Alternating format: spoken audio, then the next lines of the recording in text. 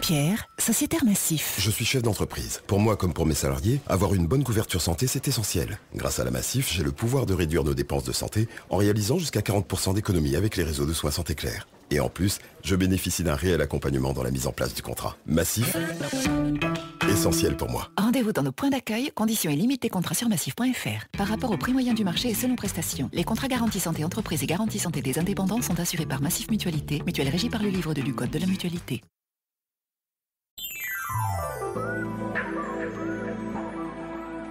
Elle accompagne vos nuits. La libre antenne, Sophie Peters sur Europe 1.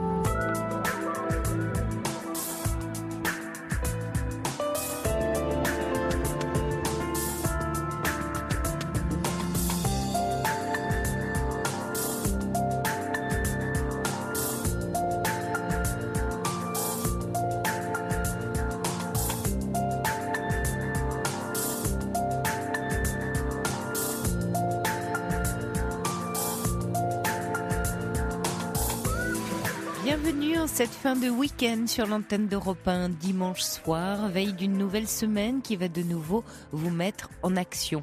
Profitez-en pour être conscient de l'état d'esprit dans lequel vous faites les choses et vous menez vos actions. Cet état d'esprit reste déterminant. Pour peu que vous soyez déjà maussade ce soir à la perspective d'une nouvelle semaine, il y a peu de chances pour que vous vous leviez avec le sourire demain matin. Identifiez vos croyances qui se sont créées à partir de certaines de vos expériences.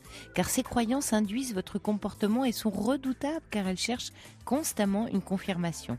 Si par exemple vous vous croyez incapable de réussir ce que vous entreprenez, vous allez finir par accumuler des échecs et renforcer votre croyance de ne pas être à la hauteur. Et comme ces croyances sont souvent issues de notre histoire, milieu social, éducation ou de nos premières expériences, elles sont souvent inadaptées pour nous permettre de réussir dans ce que nous entreprenons aujourd'hui. C'est l'un des grands maîtres indiens du yoga, Swami Sivananda, dans son livre La puissance de la pensée, qui nous rappelle la pensée crée l'action crée l'habitude crée le caractère crée la destinée. Allez, je vous la redis plus lentement, le temps pour vous de l'intégrer et vous permettre d'y réfléchir. Alors, la pensée crée l'action crée l'habitude crée le caractère et le caractère crée la destinée. Alors en ce dimanche soir, je vous propose qu'on réaligne vos pensées dans l'axe des actions que vous souhaitez mener afin d'aborder la nouvelle semaine dans l'ici, le lieu et maintenant, le moment où vivre et exister. Et dans l'ici et maintenant de cette émission, Corentin et Thomas sont à votre écoute au 39 21 et Fabrice Fougerose à ses manettes. À vous de réagir au témoignage si vous le souhaitez par SMS au 7 39 21 précédé du mot nuit ou par mail europe1.fr ou sur ma page Facebook officielle Sophie Peters. 39 21, je suis à votre écoute dans l'ici et maintenant. Sur Europe 1, Sophie Peters vous écoute et vous accompagne.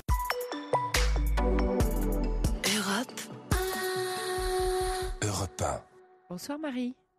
Bonsoir Sophie, je suis un peu intimidée donc je risque à bafouiller. Oui, et après ça passe. Merci beaucoup de m'avoir rappelé. Un grand merci à Corentin, aussi à la gentillesse, à l'accueil aussi et la patience. Oui, mais c'est bien normal. Merci beaucoup. C'est l'esprit de l'émission. Alors Marie, vous vouliez nous parler de vos parents? Voilà, alors oui. Je vais être un petit peu brouillon. Bon, ce que je vais dire, donc ils ont 85 et 86 ans. Je travaille à 200 km là de chez eux. Ce sont des personnes plus que caractérielles, qui avaient déjà beaucoup de caractère avant, enfin quand ça allait bien. Là maintenant, mon père a des soucis de perte de mémoire massif. On doit faire des tests pour la mémoire s'il veut bien les faire, mais avec un caractère qui devient affreux. Il y a un suspect d'Alzheimer ou? Enfin, moi, forcément, moi j'ai un doute parce que là, il y a trop de choses d'oublier, de rendez-vous. Avant, c'était d'un jour à l'autre, d'une semaine à l'autre. Après, c'était d'un jour à l'autre. Là, maintenant, c'est d'une heure à une heure, on va dire. Oui. Et il est suivi médicalement. Il y a pas Non. Pour l'instant, on doit aller faire un test pour la mémoire. J'ai pas rendez-vous. J'ai rendez-vous pas avant le mois de mars. Alors.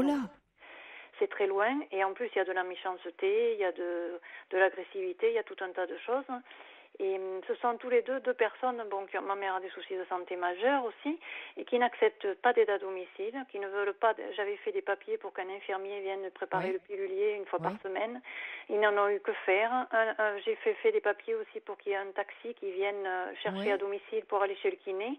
Ils n'en ont que faire, ils ne m'écoutent plus. Moi, j'ai des problèmes de tension. Maintenant, je fais plus face, quoi. Je dors plus. Le psychiatre m'a dit, ça fait 1 an et demi qu'on se voit. Moi, j'y arrive plus. Maintenant, il va falloir que vous changiez. Il m'a engueulé presque quand je suis allée le voir. Oui, j'ai été fort mécontente. Mais bon, après tout, ce sont pas des magiciens. Et voilà, la question qui se pose là, en fait, c'est que là, après, mon père me pique des colères pour ci, pour là. Bon, en fait, il y a du passif entre nous trois. Il y a énormément de passif. Et que je n'arrive pas, qu'on n'arrive plus à régler. Et je me demande si on va arriver à se réconcilier avant la mort, parce que moi, maintenant, j'ai presque plus envie de les voir. Voyez-vous, j'en suis à ce stade-là. Je comprends, Marie.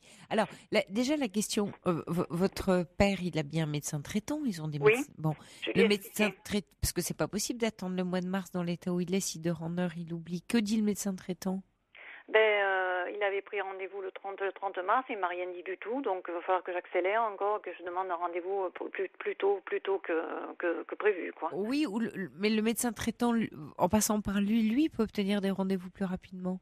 Oui, je vais essayer, d'accord. Oui, ou en tout cas, parce que là, dans ce que vous me décrivez, il y a plus d'autonomie et en plus ils refusent toute aide, donc ils sont en danger pour leur santé. Donc il y a des colères intempestives, il y a tout. Je leur ai dit que de toute façon, eux, en fait, dans leur tête, ils ont toujours eu ça dans leur tête, que quelque part, je m'occuperai de tout. Il n'y a pas de frères et sœurs. Bon, bref, je suis seule à faire face. Ah, vous êtes enfant unique? Oui. Et j'ai droit régulièrement, là, de la part de ma mère, de dire, avec tout ce qu'on a fait pour toi, Christiane, avec tout ce qu'on a fait pour toi, et tu veux pas le reconnaître. Oui, jusqu'en terminale, oui, avec tout ce qu'on a fait pour toi. Mais j'ai dit, mais vous avez fait tout ce que les millions de parents au monde font. Bien sûr. Et ça, elle ne veut pas l'entendre, madame. Je voudrais avoir votre avis par rapport aux dettes qu'on a en étant enfant par rapport à ses parents. Quelle dette? La dette de mourir avant eux, peut-être? Non, on n'en a pas, Marie. On n'en a pas. Dans l'amour, il n'y a pas de dette. Quand on parle d'amour, il n'y a pas de dette. Les parents font le choix, alors oui ou non, mais en tout cas, une fois que les enfants sont là, en ont la responsabilité. Et on sait qu'un enfant grandit avec et grâce et aussi beaucoup par de l'amour. Et qu'il n'y a aucune... si vous voulez, un enfant n'a pas à être en dette, n'a pas à devoir quelque chose à ses parents. Oui, mais pourtant, dans leur tête, c'est pas ça, quoi. Moi, oui, c'est ça. C'est que eux, c'est leur représentation. Je parlais de croyances dans ma petite introduction. Là, vous faites face à des parents qui sont... Alors, c'est vrai que c'est aussi une histoire de génération, le fait que les enfants aient des devoirs envers leurs parents. C'est toute une culture de génération. Mais avant de parler quand il y a de l'amour, on sent pas le devoir, on parle même pas d'amour, on a ce plaisir-là. Donc on fait pas des enfants pour qu'ils s'occupent de vous plus tard, c'est pas l'objectif. Enfin, en tout cas, ça devrait pas l'être. Pour des personnes nées en 1932, apparemment, si. En tout cas, on se posait pas la question de ne pas en faire. Ils venaient. Déjà, il y avait pas la contraception, c'était dans l'ordre des choses. Et puis, c'était dans l'ordre, effectivement, des choses qu'un jour les enfants prennent le relais. Et c'est vrai que c'est dans la nature. En Chine, par exemple, les personnes âgées, les parents vivent avec leurs enfants adultes et leurs petits-enfants dans le même logement. Et souvent, d'ailleurs, la grand-mère fait le repas. Et puis, quand elle peut plus, elle est là, elle a une présence. Donc, il y a encore des sociétés, des cultures où les personnes âgées, enfin les anciens, comme on disait avant, sont là, partagent le quotidien. Et c'est formidable sur cet intergénérationnel. C'est vrai que dans notre société aujourd'hui, c'est quelque chose de... J'allais dire qui crée plus de tensions, plus tendues, mais dans votre cas, c'est pas du tout lié à quelque chose qui ressemble à votre cas. Vous avez des parents qui vous mettent la pression. Comment ils étaient quand vous étiez enfant, jeune adulte? c'était pareil, quoi, en fait. Si je redoublais, parce que je viens d'un milieu pas forcément favorisé, si Ouais. je redoublais, mon père me répétait, on va perdre les bourses. Quand j'ai voulu entreprendre un dossier pour faire un BTS, bon, j'ai arrêté après le bac, donc la question s'est pas posée. Ouais. On va hypothéquer la maison et tout. Vous voyez, ça c'est quand il y a des phases de colère. Vous voyez, j'arrive pas à l'oublier. Ça revient comme un boomerang. C'est-à-dire qu'ils vous ont élevé en vous disant que vous étiez un poids, et le poids que vous avez pesé, vous devez le rembourser d'une certaine manière aujourd'hui. Oui. C'est pour ça que j'ai pas voulu avoir d'enfant d'ailleurs du tout. Ouais, je comprends, Marie. Et vous n'étiez pas donc un enfant désiré. C'est quoi? C'était un accident? Non, je n'étais pas un enfant désiré, on peut le dire. Le nombre de fois où elle m'a dit qu'elle aurait dû se faire avorter, qu'elle n'a pas pu quitter son mari parce qu'en fait elle ne travaillait pas et que j'étais là et qu'elle n'a pas pu partir. C'est dur de pardonner ça, même à sa mère encore, même quand vous l'avez entendu très longtemps quand on est en gosse. Il y a même un an, là, elle m'a dit, j'ai un animal de compagnie, un chien, un berger allemand que je suis attachée. Elle me dit, ton chien, il crèvera. De toute façon, t'as pas été foutu de te marier et d'avoir des gosses. Alors, quand on dit de vouloir s'occuper des parents et tout, non, des fois, vous voyez, j'ai des pensées très négatives. Je vais pas dire quoi, mais je pense que vous me comprenez. Je comprends. Ça dépasse l'entendement, peut-être, mais des fois, moi, je me dis peut-être que ça serait une libération. C'est terrible ce que je dis, mais là, maintenant, Marie, vous ne vivez pas. Alors, c'est difficile parce qu'effectivement, après vous, vous êtes restée, voilà, bien sûr, la fille de vos parents, mais vous ne vivez pas pour eux et par eux. C'est-à-dire qu'une fois adulte, quand on s'envole du nid, il y a aussi faire la part des choses. Ça ne veut pas dire forcément couper les ponts avec ses parents, mais prendre la conscience qu'on est un adulte avec ses choix et ses responsabilités. Et donc, vous n'êtes pas ce que vos parents vous ont dit de vous. Vous connaissez autrement, j'imagine, je sais pas, dans votre métier, dans vos amis, dans votre vie. Alors, soit vous donnez toute votre vie durant du crédit à des parents toxiques et maltraitants, et ça vous pourrit votre vie, soit à un moment donné, dans l'adulte que vous êtes, vous faites la part des choses, bien sûr avec cette blessure, qui n'en est pas moins vive et terrible, mais de dire, mais je sens aussi que j'ai des capacités, je sais qui je suis, j'ai je sais pas, un travail, des amis, vous voyez? Est-ce que ça, quand je vous dis ça, est-ce que vous savez, ou vous sentez, plus que vous savez d'ailleurs, être une autre personne que celle que vos parents vous renvoient? Oui. Je pense que vous le savez depuis très longtemps, ça. Pas énormément. Pas énormément. Pas énormément de temps, mais oui, à force, le psy, ça, il accentue beaucoup sur ça. Oui, bien d'accord, sûr. c'est un état de fait, d'accord. Mais en fait, je comprends pas parce que eux-mêmes ne se sont pas occupés de leurs propres parents. Et pourquoi avoir des attentes démesurées, ne pas accepter les aides extérieures? Et pour eux, dans leur tête, n'ayant pas d'enfant, je leur dois corps et âme. Je serais mariée, j'aurais ne serait-ce qu'un enfant, je suis sûre qu'ils n'auraient pas le même comportement. Enfin, moi, c'est dans ma tête. Et peut-être. Et vous avez le sentiment qu'ils vous font payer quelque chose en n'acceptant pas d'autres aides que la vôtre. Voilà. Oui, moi, mais en même temps, en habitant à 200 km, comme vous dites, il y a besoin d'une voiture, de kiné, donc de soins. Vous n'allez pas, je sais pas, arrêter votre travail, déménager. Ça, ils peuvent en avoir conscience quand même. Oui, mais je suis fonctionnaire, j'aurai la possibilité éventuellement d'aller travailler là-bas, mais je ne veux pas parce que c'est eux ou moi qui va crever.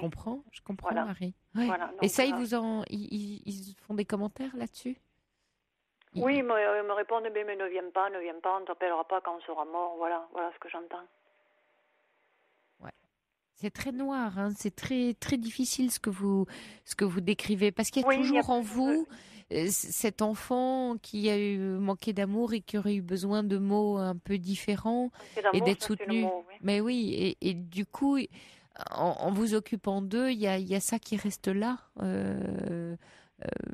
Il y a ça qui reste comme un poignard dans votre cœur en permanence, Marie. Oui. Vous avez une vie par ailleurs, un travail, des amis, des gens autour de vous. Oui. Ouais. Ça, c'est important. Parce que c'est important de faire la différence. Je parlais d'ici et maintenant. Dans l'ici et maintenant, ce sont des personnes très âgées, comme vous dites, acariâtres, enfin avec un mauvais caractère. Bon, vous allez rien changer, ils sont ce qu'ils sont. C'est vous pouvoir prendre du recul en étant un adulte qui aide ces adultes-là vieillissants, et d'essayer de défusionner avec le fait de les voir comme des parents, comme si vous étiez encore cette petite fille qui subit. D'accord. Si vous arriviez à faire un tout petit peu cette part des choses, en disant, bon, mes valeurs, oui, ça dépend de vos valeurs, mais Mais sans doute vos valeurs en tant qu'être humain, c'est de dire bon, j'ai pas envie de les laisser complètement, de les abandonner, mais je ne fais le minimum de ce que je peux faire. Après tout, s'ils veulent pas votre aide, c'est un peu leur problème. Oui, vous avez raison. C'est vraiment leur problème. Oui. Oui. Donc aidez-vous peut-être d'amis ou de psy, parce que quand vous dites que votre psychiatre veut plus vous suivre ou vous soutenir. J'y arrive plus et voilà, et il s'est mis en colère. Maintenant, je crois qu'il faut aller voir quelqu'un d'autre. Voilà, donc il a peut-être raison. Est-ce que lui, ça le renvoie à quelque chose de son histoire pour avoir cette réaction-là? J'ai pas pensé, voyez-vous ça. Parce qu'il est devenu dans une colère, il est devenu rouge. Mais alors, écoutez, j'ai dit, monsieur, je prends mon sac, si vous voulez, je pars tout de suite. Donc là, il s'est calmé.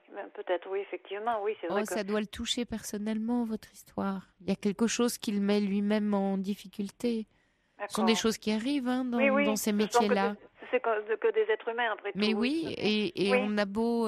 alors peut-être pas chez les psychiatres, mais chez les thérapeutes, on est en supervision pour ça, justement, pour traiter ce que le patient touche chez soi et donc d'aller le traiter ailleurs pour justement pas encombrer la relation. Ça, c'est dans la psychothérapie ou la psychanalyse. Bon, lui, c'est un psychiatre, donc c'est un médecin. Il est peut-être pas thérapeute ou analyste, je ne sais pas. Non, là, vous prenez des médicaments, il vous traite, Marie? Non, il voulait me donner des neuroleptiques, j'ai refusé fortement. Vous pourriez pas aller voir un psychothérapeute, Marie, tout simplement? Oui, je ne sais pas comment trouver quelqu'un de compétent. Mais déjà tenter, déjà aller voir un psychothérapeute dans votre ville ou votre région. Oui. D'accord. C'est ça qui va vous aider, de parler avec quelqu'un, qui vous entend, qui vous écoute et qui vous aide à prendre ce recul-là. Bon, c'est ce qu'avait fait déjà ce psychiatre, manifestement, parce que c'était des séances où vous parliez, c'était des séances de thérapie. Tout à fait. D'accord, donc il est thérapeute aussi, ce psychiatre. Oui, si on veut, oui. C'est-à-dire là, cette fois, il a été démuni, là, Sophie, parce que cet été, en fait, ma mère a pris un couteau. Quand j'y suis allée, elle est excédée que son mari, mon père, perdent la mémoire. J'ai pris sa défense et je lui ai dit, tu n'es jamais contente de rien. Elle n'a jamais été contente de toute sa vie de rien. Donc elle a pris un couteau, elle me dit, regarde-moi bien, c'est la dernière fois que tu me vois. Et elle a pris un couteau, je lui ai enlevé le couteau des mains. Elle avait disparu de la maison. Il y a une rivière qui est pas très loin et mon père m'a dit, va voir à tel endroit, est-ce que ce soit pas jeté dedans. J'en ai eu marre, j'ai appelé la police et alors après avec la police, elle s'est plainte, elle a dit que la communication entre nous n'était plus possible. Elle n'est plus possible avec personne, quoi. Dans ce que vous me décrivez, Marie, on est à la limite de l'hospitalisation en psychiatrie pour votre mère. Alors c'est ce que m'a dit le psychiatre. Il m'a dit que j'ai appelé la police et que c'était pas la bonne chose. Non, il aurait fallu l'hospitaliser pour compte de tiers, appeler les urgences psychiatriques là. Oui, parce qu'elle est dangereuse pour elle-même là. Oui, mais tous les deux, là, maintenant, sont un problème. Tous les deux, ce sont déjà un problème, quoi. C'est pas que... Et le psychiatre, là, peut pas vous aider. Lui vous a dit que vous... il m'a dit qu'il pouvait m'aider moi, mais qu'il pouvait pas les soigner, eux. Donc, oui, mais non, mais appeler les urgences pour vous, en tant que professionnel. Et c'était à 9h30 du soir, donc ça, c'était pas possible. Oui, j'entends bien, mais le lendemain... J'aurais pu le faire moi. Maintenant, je saurais. Bon. Voilà, maintenant, je saurais que j'appelle le 15 et voilà, quoi. Oui, d'appeler le 15. Alors Marie, on a Michel qui réagit à votre appel et qui voudrait rentrer en contact avec vous à l'antenne, vous apporter son témoignage. Bonsoir Michel. Oui, bonsoir Sophie. Bienvenue. Oui. Bonsoir Marie. Oui. Donc je me retrouve parfaitement dans ce que vous dites. Donc mon père était né en 1928. Ma mère en 1931. Oui. Donc, ce qui s'est passé, c'est qu'il y a quelques années, en fait, mon père a commencé à devenir de plus en plus distrait, à perdre le sens commun des choses. Par exemple, au niveau des comptes, il savait plus exactement ce que valait telle somme, etc. Au départ, en fait, on met ça sur le compte de la distraction, parce que mon père était toujours distrait, mais toujours très concentré. Et puis, au bout du compte, on finit par s'apercevoir qu'il y a un problème, quoi. Donc, ma mère, qui par contre était plus de 1931, était restée beaucoup... elle n'avait pas ce problème-là. Elle était très, très lucide, mais avec... Comment dire ? Comme mon père était la bouée La moteur du couple. Exactement. En fait, quand elle a vu que son mari, mon père,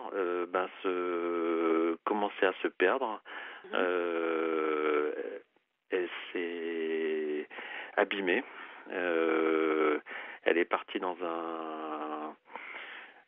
des problèmes psychiatriques. Dans des délires, ouais. Dans les problèmes psychiatriques. Ouais. Et c'est devenu très grave en 2014, où il a fallu prendre. Moi, j'habite comme vous. Vous habitez assez loin de vos parents, c'est ça? Oui. En fait, mes parents, là où ils habitaient à Brest, il n'y avait plus personne de la famille en fait. C'est ça le principe aujourd'hui des familles, c'est-à-dire que tout le monde est éparpillé partout. Oui, donc moi j'étais le plus proche à Rennes, donc à 250 km. Il fallait essayer de piloter tout à distance de Rennes. Mais ils acceptaient, vos parents, votre aide, contrairement peut-être à Marie? Ah non, d'accord. Ouais. Comme cela a été compliqué. Ouais. Mais ça a été... Il a fallu beaucoup de patience. Et... Oui, mais ce qu'ils étaient comme dans ce que décrit Marie, c'est-à-dire excessivement agressif avec vous et maltraitant sur le plan du dialogue. En fait, entre eux, il y avait, alors que c'était deux personnes qui se respectaient, qui s'aimaient auparavant, ils sont devenus de plus en plus agressifs l'un envers l'autre. Et envers vous? Et lors de l'été 2014, lorsque je suis venu avec mon fils passer les vacances, j'ai vu des situations où je me suis dit mais c'est pas possible quoi, c'est insupportable. Je peux pas repartir sur Rennes en les laissant. Qu'est-ce que vous avez fait, Michel? Parce que alors je crois que vous disiez à Corentin qu'il existe des procédures, c'est ça? Qu'est-ce que j'ai fait? J'ai fait quelque chose de très difficile pour ma mère, parce que ma mère en fait, elle dormait plus. Elle partait dans des monologues en disant toujours c'est pas vrai, c'est pas vrai, c'est pas vrai. Et c'était un répétitif constant. Et qu'est-ce que vous avez fait, Michel, alors? Alors qu'est-ce que j'ai fait? J'ai convoqué le médecin traitant et je lui ai dit écoutez, c'est plus possible. Et donc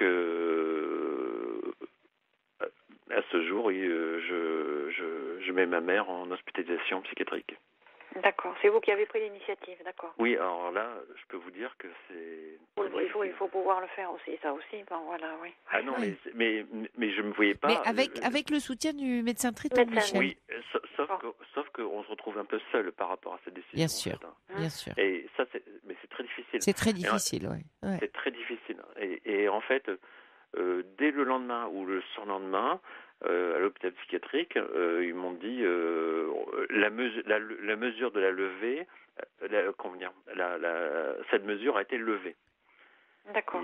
Et parce qu'ils ont considéré qu'elle était plus dangereuse pour elle-même. Ça veut dire quoi, qu'elle est sortie? Non, ça veut dire qu'ils considéraient que là, maintenant, il fallait qu'elle reste 2-3 mois à la maison. 2-3 mois à l'hôpital. À l'hôpital. Et pendant ce temps-là, mon père, lui, il recommençait à vivre. Ouais. D'accord. Et aujourd'hui, vous en êtes où dans la situation, Michel? Aujourd'hui, c'est que au bout de 3 mois de ma mère qui est perdue un peu en déshérence et qui a été revenue de temps en temps à la maison, mais toujours avec des conflits avec mon père, alors que ça se passait quand même bien auparavant. Il pouvait plus se supporter, ça devenait vraiment une agressivité. Moi, j'en étais arrivé, au bout du compte, mais il fallait trouver une maison de retraite le plus urgemment possible, etc., etc. Donc, mais le problème avec les maisons de retraite, c'est que ça prend des mois et des mois à l'avance. Alors, j'étais toujours à courir après les urgences, etc., etc. Et au moment où je commençais à trouver des solutions, ma mère est décédée.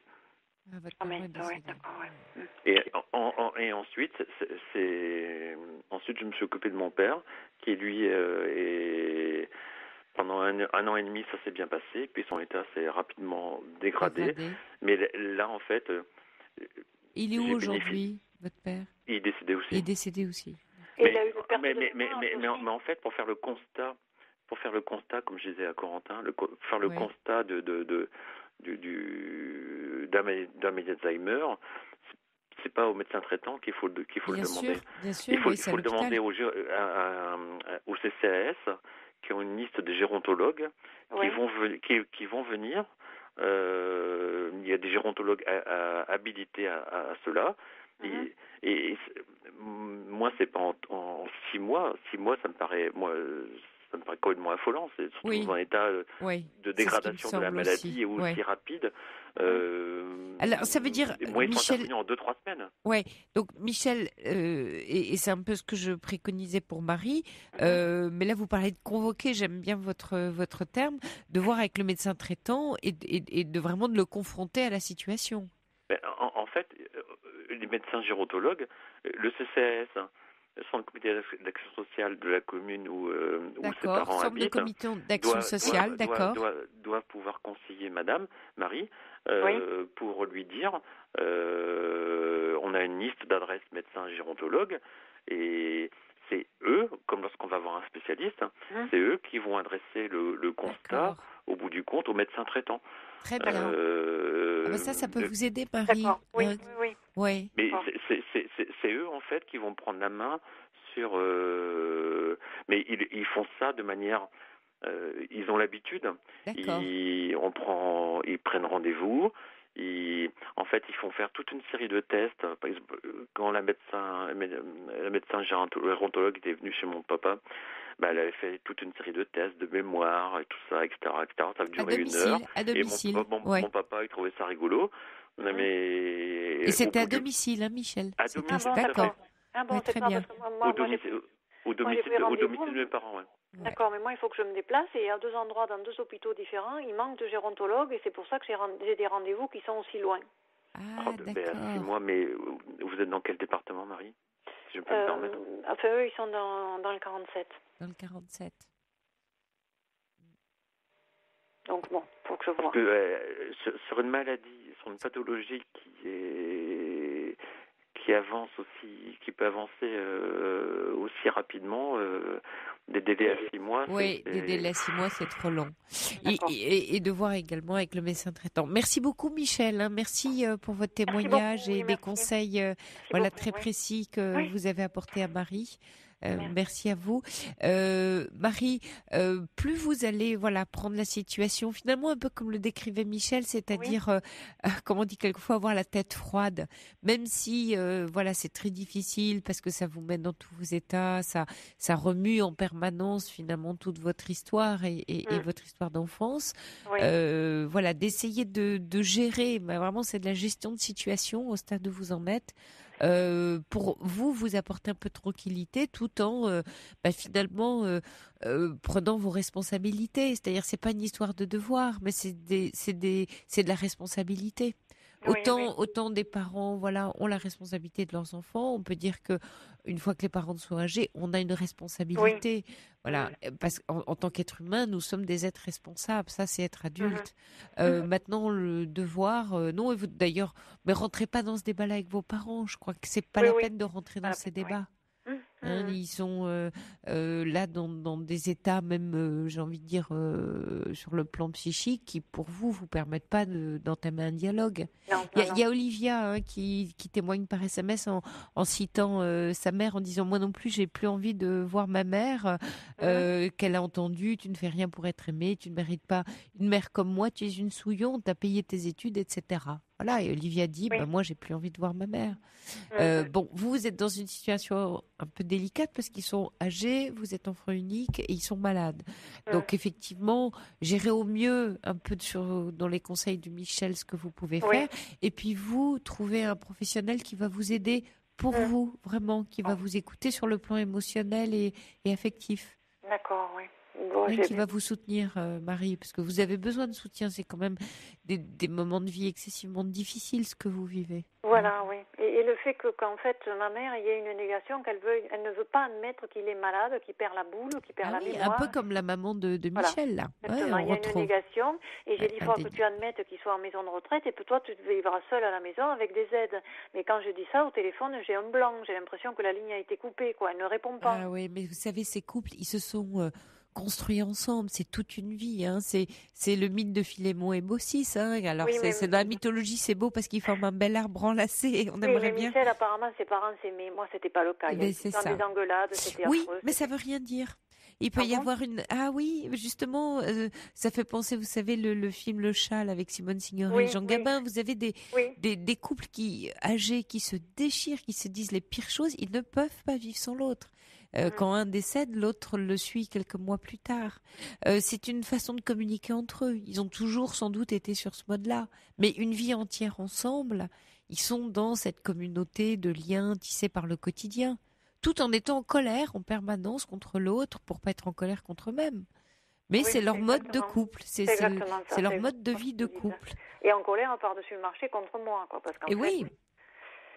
Parce que bon, voilà. Parce que vous êtes issu, de ce couple-là.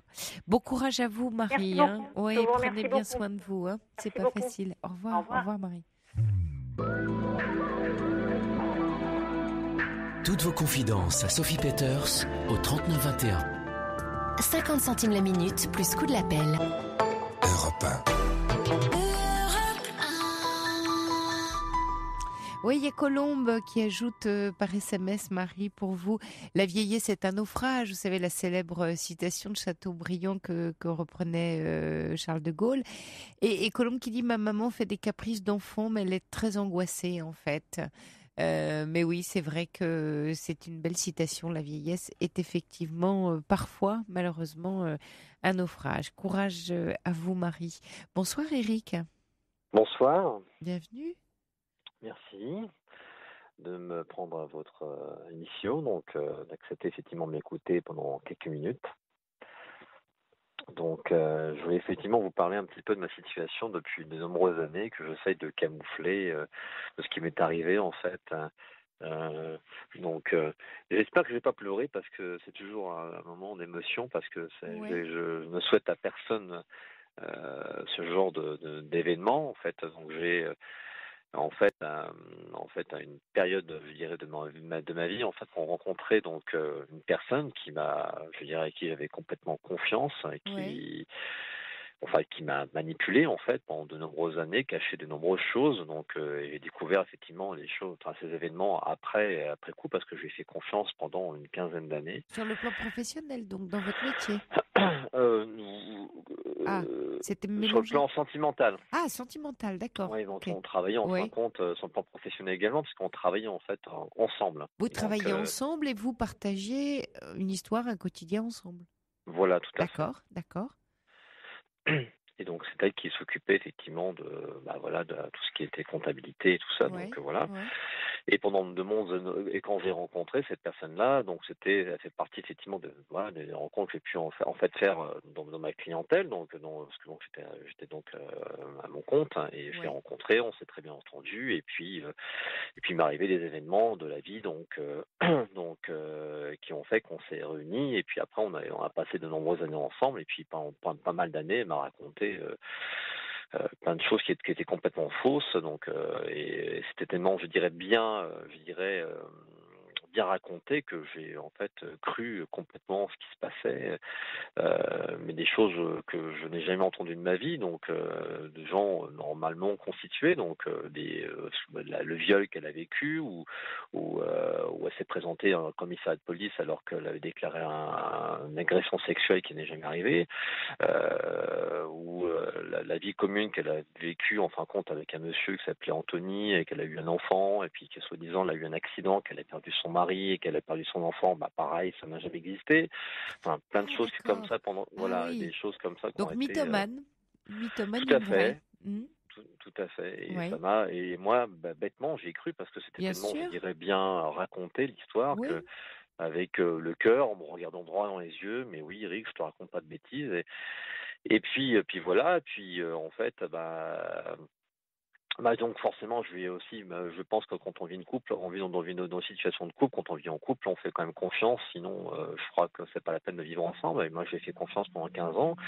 Et puis voilà, toute l'histoire. Et puis après, elle était amenée en fin de compte à me détourner du courrier, à intercepter effectivement des accusés de réception, avec imitation de signature sur des accusés de réception, à planquer, des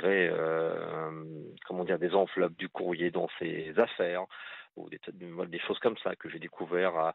Je me suis chopé c'est pas forcément le bon terme, je dirais, je me suis pris un redressement fiscal, à cause de ça, parce qu'à chaque fois quand il y avait un contrôleur qui venait, en fin de compte, et moi comme j'étais dans une période en fin de compte où j'étais malade dans le sens parce que quand j'ai rencontré cette femme-là, en fait, j'ai eu un cambriolage en fait j'ai été cambriolé, ça m'a choqué. Et pendant de nombreuses années, j'ai essayé de me battre en fin de compte pour m'en sortir.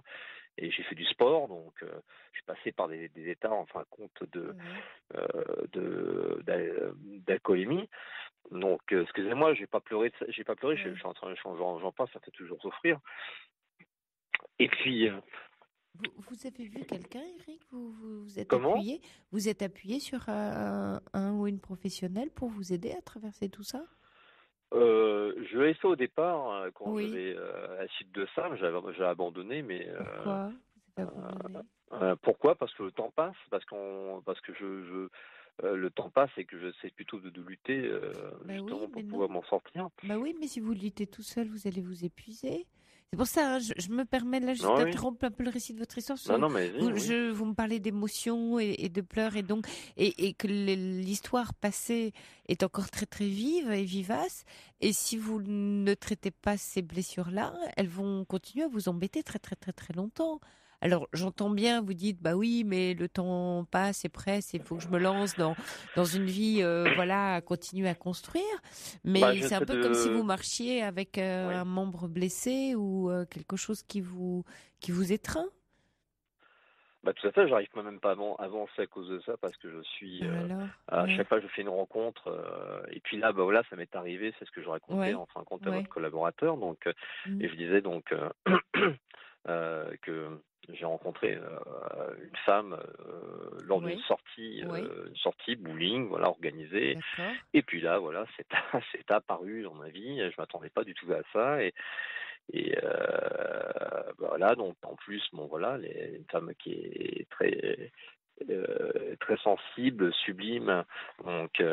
Et puis à chaque fois si je rencontre quelqu'un, je prends la fuite. Et là, j'essaie de prendre la fuite avec elle. J'ai du mal à le faire, donc j'ai du mal à m'en éloigner. Il n'y a pas un jour où je pense pas à elle, pas un jour où.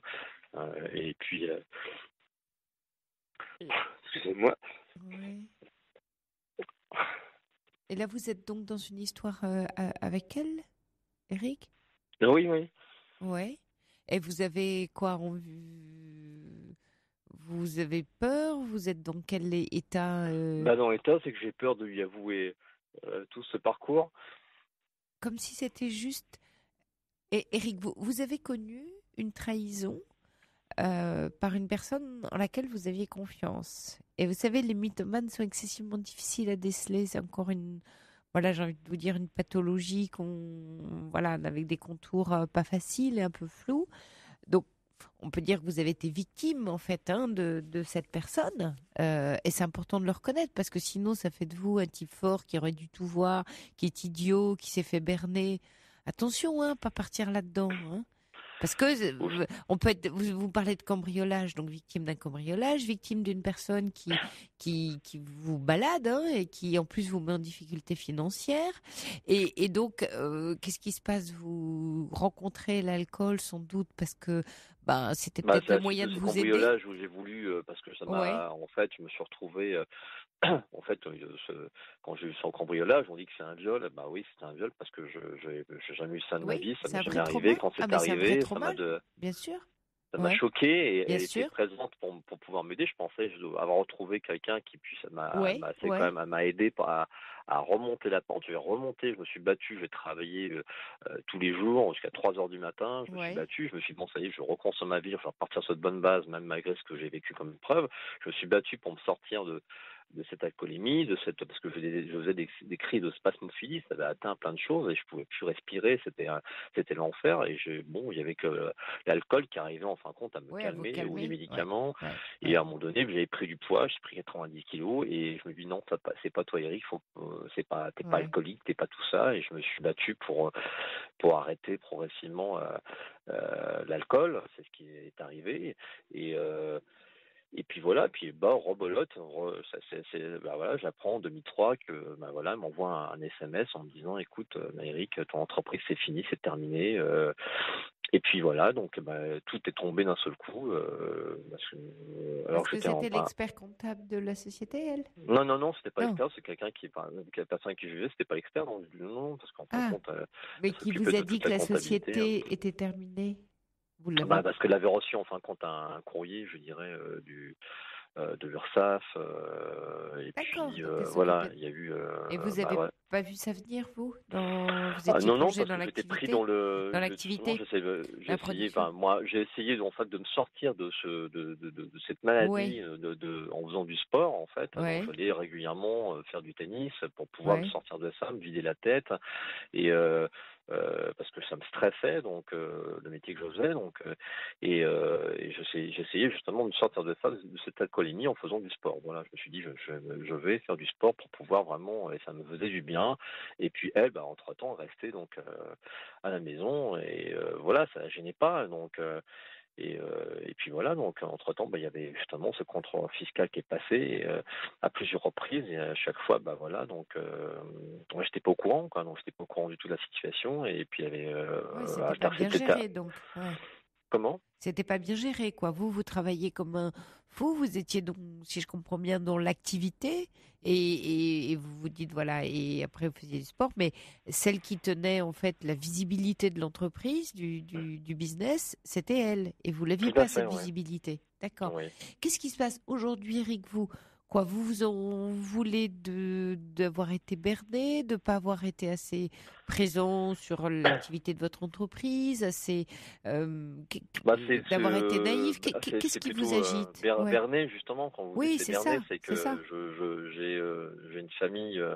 Je connais quand même pas mal de femmes et j'ai une famille qui est quand même composée de 98% de femmes. J'ai jamais connu ça. Je connais pas. J'ai jamais entendu parler de ça. Mais c'est pas les femmes, Eric. Non, mais voilà, j'ai vu des c'est femmes. Une personne. Je suis dans la méfiance. D'accord.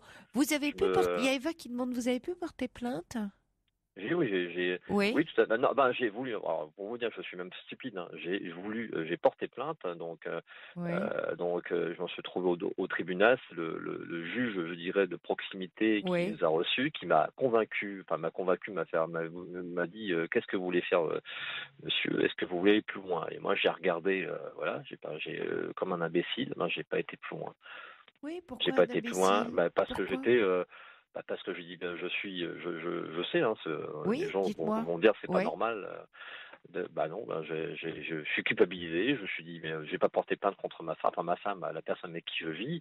Je me suis dit ça, à ce moment, j'étais complètement. Mais ça peut être aussi à votre honneur, Eric, c'est vos valeurs, là, ce que vous êtes en train de dire. Vous prenez pas pour un imbécile. Vous avez regardé cette femme que vous avez aimée et vous êtes dit, non, c'est pas moi, j'ai pas envie de porter plainte. Deux choses dans un tourbillon aussi. Bien sûr. En fait, tout m'arrive en même temps. Je sais plus quoi faire. Je sais plus ce qu'il y a, c'est que vous sentez très. Le juge qui me regarde en me disant, vous êtes sûr, vous voulez être sûr. Je sais plus ce qu'il fallait faire. Je voyais son visage. Ouais. J'étais perdu. Peut-être qu'il y aurait quelqu'un à côté de moi me dit, à ce moment-là, en me disant, mais Eric, non, faut que tu portes plainte. Faut pas que tu laisses passer ça. Oui, parce qu'il s'agissait de votre estime de vous aussi. Bon, mais. Ça veut dire aussi, Eric, que vous étiez coincé à ce moment-là dans la culpabilité. Et quand vous parlez de cette histoire homme-femme, un homme se fait pas berner par une femme, quoi. Sinon, c'est pas un homme. Il y a un truc comme ça qui est là en vous, je pense, et qui a pas été aidant. Donc peut-être que vous avez lâché, parce que vous dites j'ai grandi entouré de femmes, et je pensais pas que ça pouvait arriver. Donc c'est vous le fort. On va dire normalement, en tout cas c'est comme ça que vous êtes construit dans votre présentation. Donc c'est d'autant plus cuisant et d'autant plus douloureux pour vous de réaliser, j'ai été trahi, berné, après je dois attaquer en justice, tout ça n'a plus de sens pour vous. j'ai l'impression. Tout à fait. Ouais. Ce qui moi me questionne, c'est qu'est-ce qui fait voilà que vous êtes pas fait accompagner quand même voilà par un professionnel parce que vous traversez des choses J'ai très essayé, lourdes. en fait, j'ai plutôt essayé de ce que je fais en ce moment, j'essaie de me battre pour pouvoir m'en sortir. Mais... Sauf que voilà, comme je dis, je parle de rencontres, je rencontre des femmes, ça ne fonctionne pas. Et, oui. On va en parler, on va se quitter voilà quelques minutes pour le journal. On se retrouve après justement pour parler ça de lutte ou de pas lutter justement. Hein, on se retrouve juste après le journal. À tout de suite. À tout de suite. Pour parler à Sophie Peeters, appelez le 39 21, 50 centimes la minute plus coût de l'appel.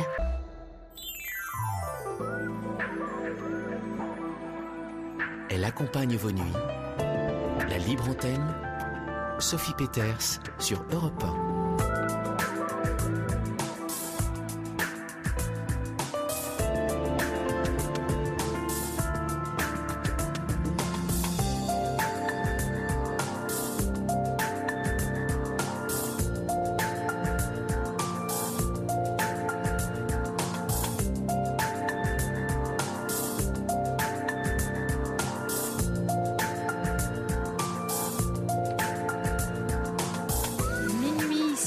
Vous écoutez Europe 1 et en ce dimanche soir, veille d'une nouvelle semaine qui va de nouveau vous mettre en action et bien dans la libre antenne. Je vous propose qu'on réaligne vos pensées dans l'axe des actions que vous souhaitez mener afin d'aborder cette nouvelle semaine dans l'ici, le lieu et maintenant, le moment où vivre et exister. Et dans l'ici et maintenant de cette émission, Corentin et Thomas sont à votre écoute au 39 21 et Fabrice Fougerouz à ses manettes. À vous de réagir au témoignage si vous le souhaitez par SMS au 7 39 21 précédé du mot nuit ou par mail europe1.fr ou sur ma page Facebook officielle Sophie Peeters. 39 21, je suis à votre écoute. Sur Europe 1, Sophie Peeters vous écoute et vous accompagne. Eric, vous êtes de nouveau avec nous. On avait commencé à échanger juste avant le journal de minuit. Bien. Vous êtes là, yes. Tout à fait. Très bien. Je vois que vous avez retrouvé un état émotionnel un peu plus stable. Voilà, on a une vie tout à fait normale, nous ne sommes que des êtres humains, donc... Bien sûr, mais au moment où justement on était en train d'échanger, je vous parlais de justement d'être un peu aidé, parce que vous me dites que vous venez de rencontrer voilà, une femme à laquelle vous semblez déjà très, très attaché, et en même temps, avec toute l'histoire et le passé que vous me racontez, ce serait justement dommage de mettre cette rencontre en péril et de l'encombrer de tout ce passé. C'est-à-dire d'arriver à être dans l'ici et maintenant de cette rencontre, mais sans embarquer le passé dans ce nouveau lien. Tout à fait, mais comme ma situation financière est plutôt catastrophique, la situation financière est catastrophique, et donc vu ce qui s'est produit, donc je me dis voilà, c'est ça j'ai pas envie d'embarquer là-dedans, mais j'ai pas envie non plus de lui cacher des choses, et je la connais, ça doit faire à peu près une semaine qu'on se connaît, et que c'est fusionnel, et que c'est intense, et que voilà, quand on est ensemble, on est vraiment très bien, et tout ça, donc en même temps, je reste quand même vigilant, réaliste, hein, et je dis voilà, on est dans un système matérialiste, hein, et c'est bien beau de s'aimer, mais je dirais que moi je veux savoir à qui j'ai affaire, parce que si soit tu m'acceptes tel que je suis, soit on reste pas ensemble, et voilà, donc c'est comme elle commence un peu à se découvrir, hein, progressivement, parce que c'est pas quelqu'un que je l'ai trouvée vraiment différente. On s'est rencontrés, justement, j'ai vu que cette femme-là était complètement différente des autres personnes que j'ai rencontrées, et je me suis dit, et en plus, moi, pas bêtement, comme je dis, je suis qu'un être humain, j'ai vu une femme sublime, vraiment, qui était vraiment différente, j'ai essayé de la séduire, et encore je n'y croyais même pas, donc je dis allez, je vais faire comme d'habitude mon coq, façon de parler, vous voyez, je veux dire, je vais essayer je vais l'embêter, c'est la gêner à chaque fois qu'on la regardait, qu'on se parle avec elle, qu'on lui prenait ses mains, et je pouvais pas m'empêcher, à chaque fois que je la voyais, c'était comme ça, donc et je n'ai pas pu me retenir, et puis là, on est ensemble, et c'est moi qui panique complètement, parce que je dis, j'arrive plus à gérer, Et les moindres petites choses qui peut arriver, ça va me faire peur. Qu'est-ce qu'elle vous a répondu à ce dialogue là que vous avez entamé avec elle? Pour l'instant, elle n'est pas assez que je vais parler justement de ce qui m'est arrivé, mais pas tout. C'est pas du tout de ma situation au niveau financière. Vous avez retrouvé de travail, Eric? Comment? Vous avez retrouvé un travail ou vous en êtes où? Oui, je suis auto-entrepreneur, donc et je suis dans l'animation, disque jockey, j'ai d'autres choses à côté, donc oui, j'essaie de. Donc vous remontez petit à petit la pente avec une activité autonome en fait, c'est ça? Tout à fait. D'accord. Donc, j'essaie de remonter. Je sais pas si c'est la bonne solution, mais j'essaie de remonter. Et la bonne solution, c'est de trouver une autonomie financière. Ça, oui, ça c'est une solution. C'est même l'urgence pour vous. Tout à fait. Mais c'est vrai que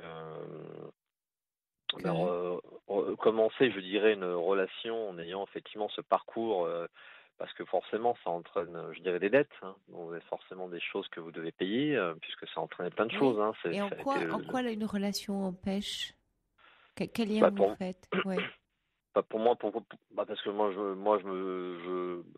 justement, vous parlez effectivement de la façon dont on est en train de penser, donc le mode de pensée. Pour moi, je me dis en sachant tout ça, tout ce qui se passe à l'heure actuelle, parce que c'est pareil, quand je l'écoute aussi, me dit je comprends pas pourquoi tu as des contacts encore avec ton ex. Je sais pas, parce qu'il y a des raisons, parce que voilà, il y a forcément des raisons. Pourquoi t'as ci, pourquoi t'as ça? Parce qu'il y a des raisons, parce que justement elle m'a mis dans une situation qui est très difficile, et c'est elle qui à travers ça essaie de m'aider, donc financièrement de son côté, parce qu'elle me dit elle se culpabilise, donc elle me dit c'est très bien, si je pouvais retourner en arrière, je le ferais, mais je peux pas retourner en arrière. Qui essaye de vous aider?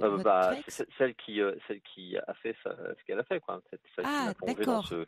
D'accord. Donc elle prend une part de la responsabilité de ce qu'elle a mené. Tout à fait. Ça c'est quand même très réparateur pour vous. Tout à fait, sauf que comme vous disiez, en tant qu'homme, on est pas habitué à ça. D'accord, voilà. Ça j'entends bien. Mais là vous démarrez une histoire avec une femme qui elle a son travail et est autonome. Tout à fait. D'accord. Qui est en situation de séparation très aussi bien. de son côté. Donc il n'est pas question aujourd'hui de bâtir toute une vie ensemble au bout d'une semaine. Donc j'ai l'impression que vous mettez dans une pression. Vous pouvez vivre une relation en ayant votre autonomie, votre travail que vous remontez. Vos liens sont fusionnés comme ça si rapidement, parce que là c'est là où vous êtes en danger. C'est dans la façon que vous avez de fusionner avec cette rencontre que vous venez de faire en une semaine. Chacun, vous n'avez pas ni à elle à la prendre en charge, vous avez à vous prendre en charge, elle se prend en charge, et puis vous partagez évidemment des moments heureux, que votre cœur est au chaud, on va dire, mais le reste doit continuer à travailler, à avancer. Et ce n'est pas un empêchement. C'est-à-dire que vous le vivez comme si tout d'un coup, parce que cette femme arrive dans votre vie, vous devez être un autre homme. Non, vous restez l'homme que vous êtes, avec les soucis que vous avez, et puis elle aussi dans sa vie, et vous commencez à nouer une relation. Oui, tout à fait, sauf que moi je me projette en disant je suis en train de me projeter, parce que je lui dis j'ai pas envie de recommencer, parce que j'ai eu des relations avant elle, et ça à chaque fois ça a été moi, ces personnes-là m'ont pas quitté, hein. C'est moi qui ai pris la décision, parce qu'à chaque fois ça m'a ramené à des. Oui, c'est ça, vous encombrez. Voilà, c'est moins de petites choses qui va se produire, je vais avoir peur. Je dis oh là, ça me rappelle ça, ce que j'ai vécu, et j'arrive pas en fait à avancer avec ça. C'est comme voilà. J'entends. Donc ça, pour ne pas que le passé passe son temps, si j'ose dire, à encombrer votre présent, c'est de faire preuve de lucidité, de ressenti dans le présent, pour vous rendre compte à quel point ça ne ressemble pas au passé. Et si ça doit y ressembler, que vous puissiez argumenter, qualifier, en vous disant oui, là il y a un vrai warning. Mais là, la peur, elle est mauvaise conseillère, parce que si c'est que de la peur, elle va vous empêcher même de tenir compte de ce qui se passe dans la réalité. Connectez-vous au réel. Le réel, c'est formidable. Ça nous renseigne en permanence. Si on l'était plus connecté, chacun d'entre nous, à ce qui est réel, on pourrait beaucoup mieux agir, décider, ressentir. Parce qu'il y a une réalité. Cette personne a sa réalité, vous avez votre réalité. D'accord ? Et ça, c'est tout de suite maintenant dans ce qui avance. Et puis oui, il y a la peur liée au passé. Mais faites la part entre oui, j'ai peur et ça m'appartient parce que ça me rappelle, c'est mon histoire passée. Mais attention, ce qui se vit là, ben non, ça n'a rien à voir. Je vois bien que c'est différent. Voilà. Essayez de regarder ce qui est résolument différent. Ou pas. Si c'est pas différent dans la réalité, alors oui, là vous pouvez dire, ben, je suis renseigné parce que l'expérience me renseigne que. L'expérience, elle nous sert à ça. Elle nous sert à naviguer dans la vie et à nous renseigner sur les écueils. Comme un marin qui a beaucoup, beaucoup navigué, pris beaucoup de tempêtes, lui, je peux vous dire que quand un coup de tabac arrive à l'horizon, il sait reconnaître, il sait presque intuitivement. C'est ça pour un être humain de naviguer dans la vie.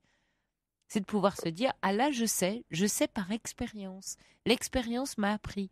Mais c'est pas l'expérience qui fait que du coup, j'ai peur de tout. Elle est là, la différence. Est-ce que vous la faites, cette différence, Eric ? Comment ? Est-ce que vous êtes prêt ? Est-ce que vous sentez dans ce que je vous dis cette différence à faire ? Oui, tout à fait. Il faut que j'arrive à travailler ça parce que c'est exactement parce que entre ça une. Empêche, Mais oui.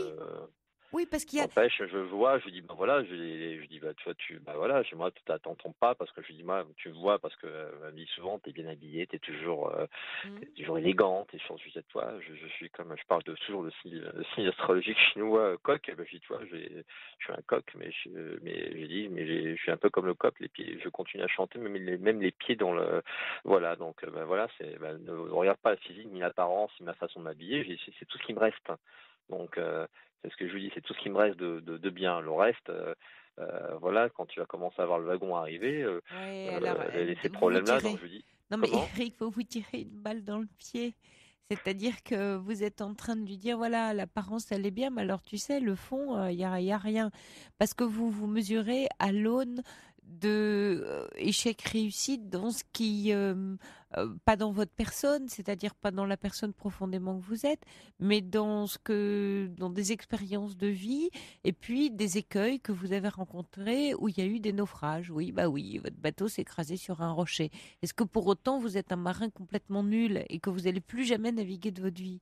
Non, vous n'avez pas vu un rocher parce qu'il y avait du brouillard, c'était la nuit, vous étiez fatigué, j'en sais rien, et vous avez pris un rocher. D'accord, si tous les marins qui ont des avaries, aussi dramatiques soient-elles, disaient, puisque c'est comme ça, je naviguerai plus jamais parce qu'en fait je suis nulle, voilà, prenez en compte les circonstances de la vie, ça aussi c'est de la réalité. Nous sommes tributaires d'événements, de notre environnement, des circonstances de la vie. Et oui, ça nous arrive de nous retrouver en échec, abîmés, blessés même, un accident. Voilà, il nous arrive toutes sortes de choses dans une vie qui ne font pas de nous ces événements. On ne se résume pas à ces événements. Vous n'êtes pas un résumé des événements aussi terribles soient-ils que vous avez vécu, y compris votre épisode dans l'alcool. Ce sont des épisodes de vie et des épreuves que vous vivez, que vous avez traversées, qui encore aujourd'hui sont actives. Et c'est là où je vous disais, attention à ce à pouvoir réparer, à mettre et classer, mettre au bon endroit ces épreuves, ces expériences de vie. Mais vous imaginez bien qu'un être humain ne se résume pas à ça. Vous êtes bien plus grand, plus vaste que la somme de vos événements et de votre vécu. Donc de dire à cette femme, tu sais, voilà, tout ce qui est de bien, c'est ce que tu vois, mais dans le fond, je vaux pas grand-chose. Soit vous lui demandez de vous sauver, soit vous lui demandez de vous sauver. Et c'est pas une bonne chose, elle est pas là pour vous sauver. Soit vous lui dites, tu sais, pars en courant, comme ça m'arrangerait bien. C'est un peu ça. Eh oui, mais pars en courant, ça m'arrangerait bien. Ça m'arrangerait quoi ? Parce que j'ai peur. Et en plus, elle fait le contraire, donc elle fait le contraire de ce que je lui demande de faire. Donc voilà, ça, c'est normal, parce que vous dites ça à une femme que de surcroît vous avez pleure, séduit. Elle est en pleurs, donc ça me rend triste d'avoir comme ça. Elle est en pleurs, ça la fait pleurer, votre histoire ? Ah oui, ça fait complètement, oui. Elle veut pas me quitter. Si ça la fait pleurer, c'est qu'elle aussi, ça va pas trop bien dans sa vie, alors. Donc, peut-être, oui, tout à fait. Oui, Eric, si quand vous racontez votre histoire, elle est en larmes, qu'est-ce qu'elle vit de votre Pas mon histoire dans le sens où je dis, écoute, moi je préfère qu'on en reste là, parce qu'à chaque fois il y a quelque chose qui c'est me... parce que Voilà, vous c'est ce que souhaitez je la dis. quitter, d'accord. Voilà, C'est parce que tout à vous fait. souhaitez la par quitter. rapport Oui, à des petites alors choses moi que je rejoins, d'accord, je rejoins le SMS de Florence qui dit et s'il laissait cette femme se faire son idée au lieu de faire les questions et les réponses pour elle. On ne décide pas pour l'autre, ça. Vous n'avez pas à dire oui, tu sais, tu dois me quitter ou on doit se quitter parce qu'en fait je suis pas assez bien pour toi. C'est une vraie violence de dire ça à quelqu'un. Laissez-la décider. Soit vous, personnellement, vous ne souhaitez pas être avec elle. Et ça, c'est votre choix, ça vous regarde. Voilà, c'est votre responsabilité, c'est votre liberté même. Voilà, beaucoup plus fort, c'est votre liberté. Mais laissez-lui la sienne. Là, vous outrepassez sa propre liberté à elle. Vous décidez pour elle. Elle est impuissante. Et du coup, ça la fait pleurer, bien évidemment. Oui, tout à fait. Oui. Oui, tout à fait. Sauf que je n'ai pas envie qu'elle prenne... comme je dis, c'était tellement joli que tu pourrais... joli, joli, côté... voilà, il y a Mais joli en même laissez-la temps. décider. Laissez-la décider. Elle a choisi de nouer une relation avec vous. Laissez-la vivre ce qu'elle a envie de vivre si vous êtes d'accord pour le vivre avec elle. Hein, chacun sur son territoire et tout sera bien gardé. Parce que vous commencez par... Et c'est votre peur, hein, vous avez bien raison, c'est votre peur qui vous fait agir de cette façon-là. C'est-à-dire, je préférais que tu me quittes pour ne pas avoir à le faire tellement j'ai la trouille. Voilà, ça m'arrangerait bien. Si tu pouvais me quitter, ce serait un bon deal parce que moi, j'ai trop peur. Mais votre peur, elle est à vous. Voilà. Elle est à vous. Prenez votre part. Laissez-lui la sienne. C'est ça la responsabilité. Dès qu'on est responsable de ce qui nous arrive, on est très libre. La responsabilité nous rend très libres dans la vie et rend l'autre très libre aussi. Là, vous vous enfermez, vous l'enfermez elle et vous vous enfermez avec. Ça risque de tanguer beaucoup, beaucoup. Il y a Nicolas qui dit, à vrai dire, quelqu'un qui n'aurait jamais chaviré, je trouverais ça plutôt inquiétant, voire mensonger. C'est juste. J'ai pas compris. Il dit, à vrai dire, quelqu'un qui n'aurait jamais chaviré dans sa vie, je trouverais ça plutôt inquiétant, voire mensonger.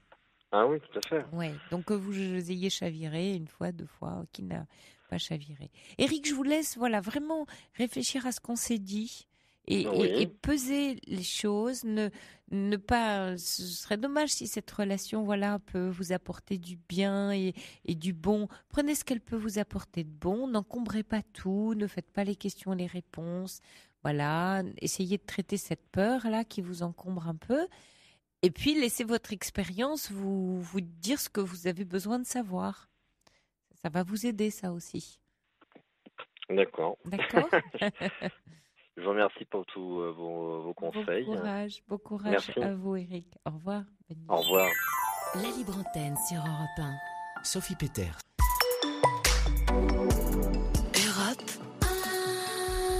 Europe 1. Bonsoir, Fabienne. Bonsoir, Sophie. Fabienne, vous vouliez parler de vos parents pour faire écho au témoignage de Marie, c'est ça, en début d'émission? Exactement, oui. Je voulais simplement dire à Marie que si elle ne se sentait pas capable de s'occuper de ses parents par rapport à son vécu, elle devait vraiment réfléchir et s'en remettre peut-être à des professionnels. C'est excessivement lourd émotionnellement et il faut vraiment réfléchir avant de s'engager au long cours. Je pense qu'on ne le dit pas assez et que les enfants sont beaucoup dans la culpabilité et en fait il s'agit vraiment d'un rapport à nous-mêmes et à notre culpabilité. C'est juste. Je trouve qu'on ne le dit pas assez et il faut vraiment réfléchir. Il y a suffisamment de moyens et elle peut s'entourer de professionnels si elle ne se sent pas parce que franchement c'est excessivement compliqué. Ouais, là, le problème, c'est que ses parents n'acceptent pas mais c'est toujours les professionnels. C'est souvent, c'est vrai. C'est très souvent au départ, en fait. On oublie, on prend une situation à intenter, si elle n'est pas sur place, mais on ne sait pas si on aide nos parents par reconnaissance, par obligation, mais en fait, les anciens se lamentent, clairement, toujours. Et en fait, on les culpabilise aussi par leur dépendance. Enfin, ils sont culpabilisés par leur dépendance, leur faiblesse, et en fait, ils se retrouvent chargés de tous les torts. Et c'est ça qui est très difficile pour eux aussi, le deuil de leur autonomie, d'accepter, de se voir déposséder. C'est excessivement lent comme processus. Et alors avec le vécu de chacun, évidemment, mais c'est vraiment très, très compliqué. Donc, je pense voilà, je voulais juste témoigner en ce sens parce que... Oui, vous, ça se passe comment, vous, justement, alors, moi, avec vos parents? j'ai la tutelle de mes 2 parents qui sont en maintien à domicile, l'un a Alzheimer et l'autre en démence sénile. Et du coup, j'ai une assistance H24 à la maison. J'ai fait le choix de les maintenir à domicile autant que faire se peut. Hein. Le seul paramètre, c'est leur sécurité avant tout. Ça. Donc après, effectivement, tout est très volatile et peut changer d'un jour à l'autre, bien évidemment. Mais voilà, ça a été très lent. Vous habitez à côté de chez eux? J'ai fait le choix de revenir près d'eux. Oui.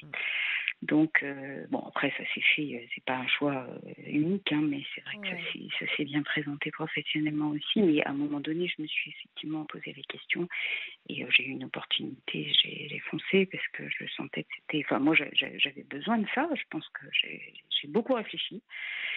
Ouais. Et heureusement, parce que ça fait 8 ans et que ça a été très très long à mettre en place. C'est pour ça que je pense que effectivement, elle prend la situation, ça submerge, hein, et ça va très vite ou très lentement, mais c'est des remises en question en permanence en fait.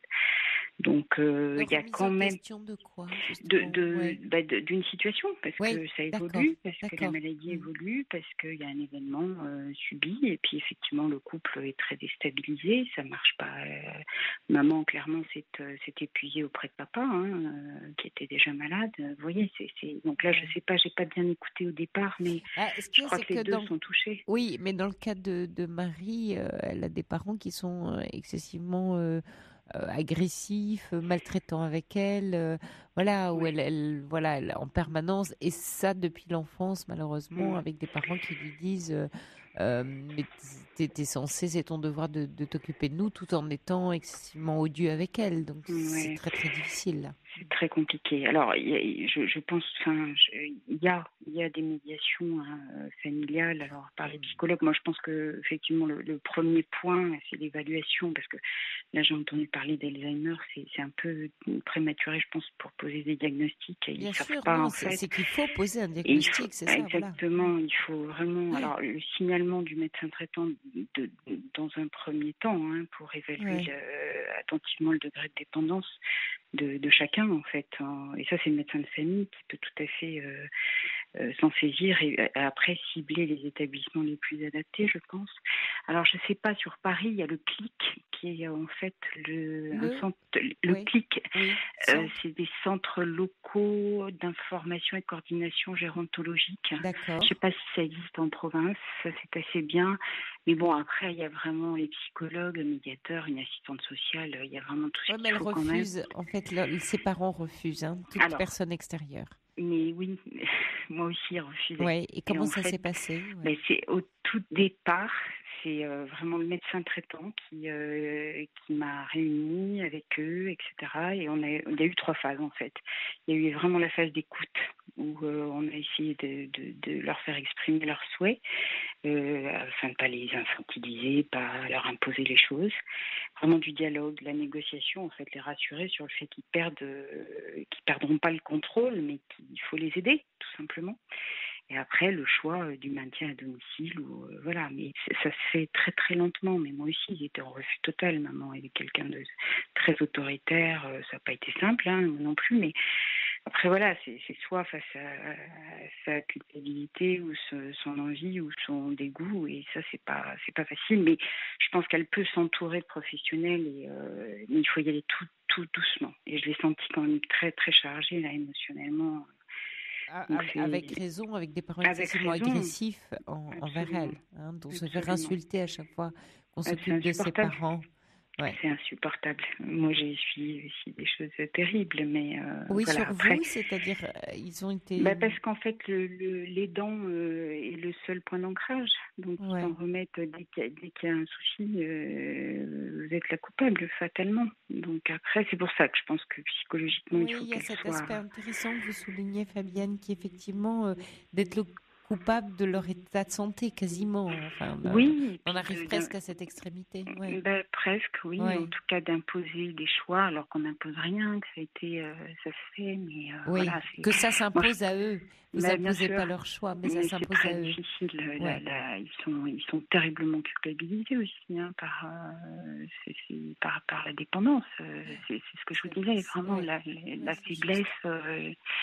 Et du coup, ça rend agressif dur le deuil de cas-là. l'autonomie. Oui, c'est très dur à et ça peut rendre très agressif. Forcément. Mais absolument. Parce qu'on est en colère contre soi, contre la vie, contre ce corps qui répond plus. Cette maman qui a l'air de s'en prendre à son mari, c'est rigoureusement ce qui s'est passé parce que l'autre ne comprend pas. Je veux dire, il se retrouve avec quelqu'un de complètement incohérent ou en tout cas au départ.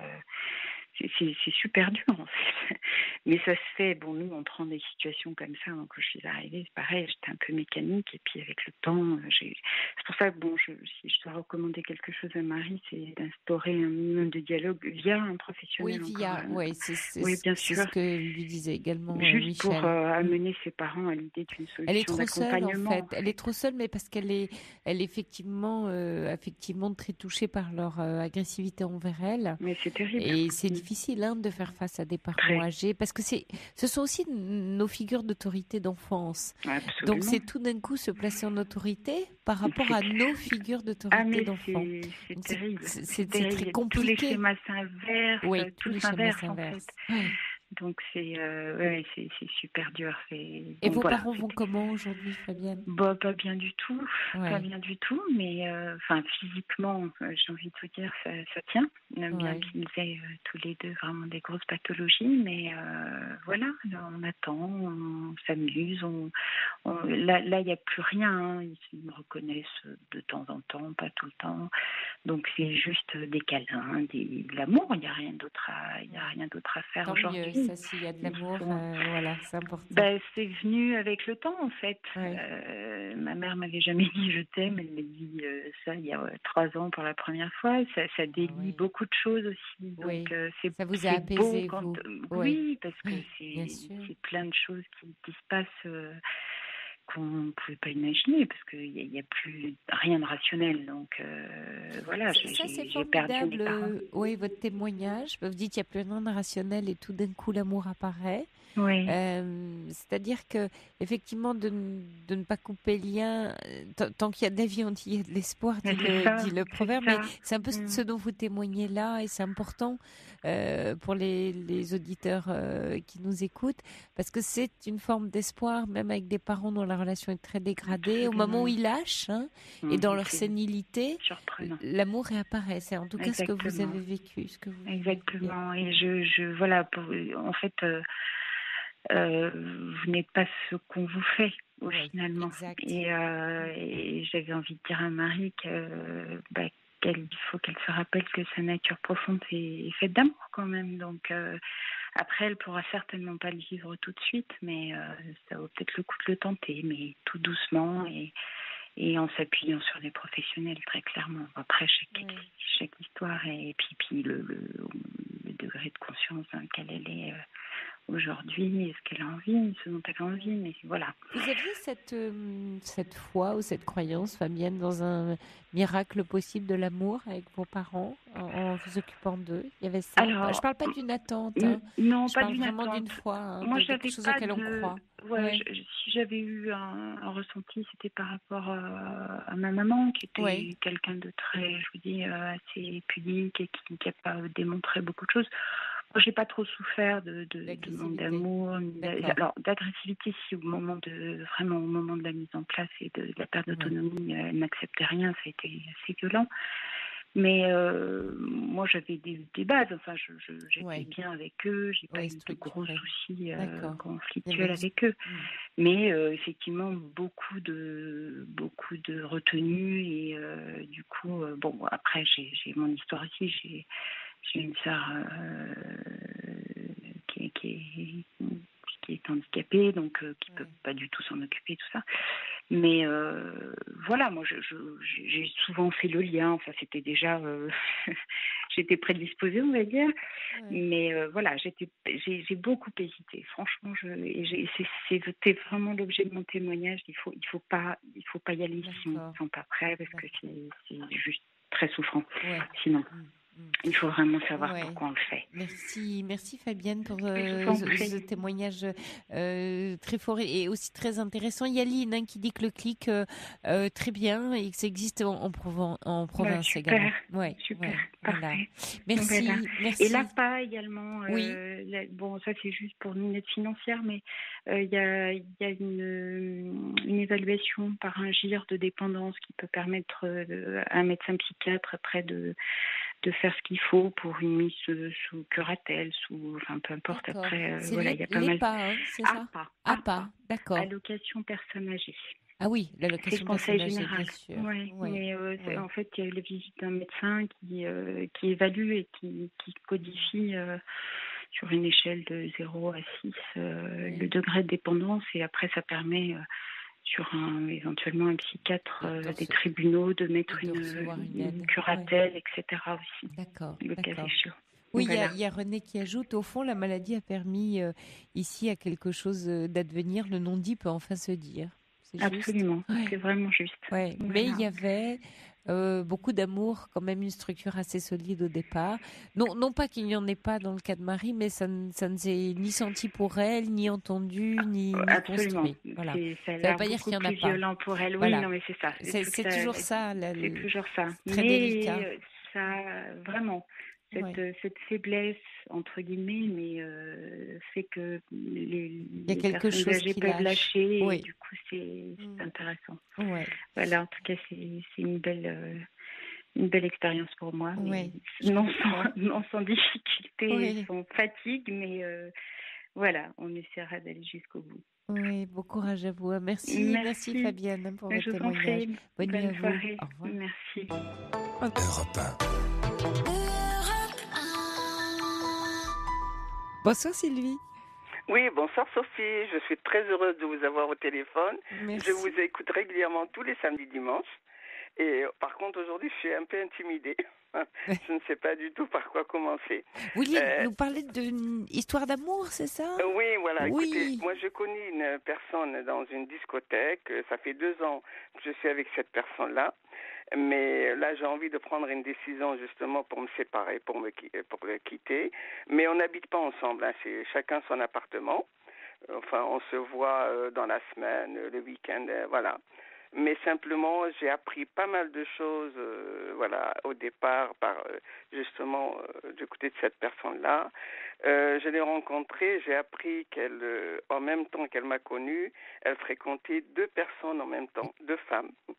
C'est-à-dire, elle voyait une femme en début de semaine, une autre au milieu de la semaine, et moi, elle me voyait le week-end. Ouais. Et puis, j'ai appris ça par l'intermédiaire d'une autre personne.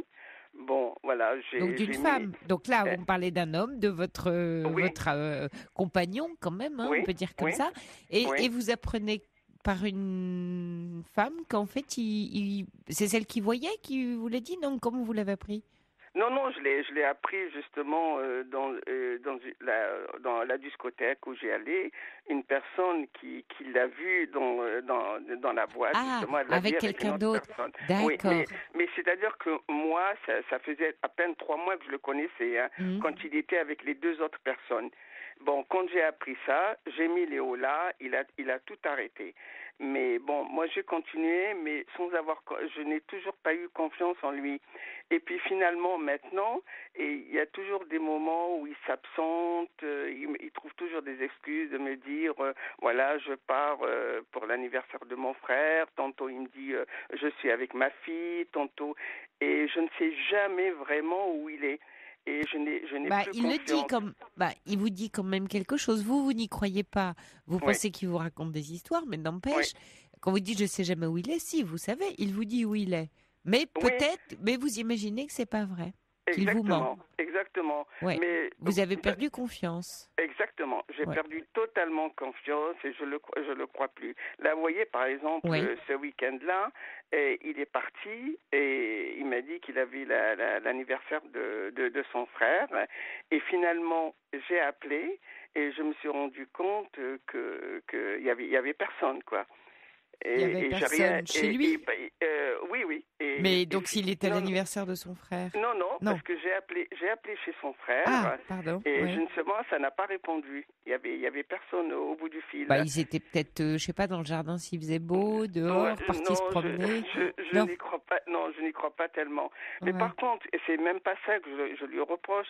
Ce que je lui reproche, c'est que lui, de son côté, il a le droit de tout faire. Mais par contre, moi, si je dis je vais en boîte danser ou je sors avec une copine manger, il n'accepte pas. Il est jaloux? Eh oui, il n'accepte pas du tout. Vous voyez, là, par exemple, là, il est parti pendant 3 jours, samedi, dimanche, lundi.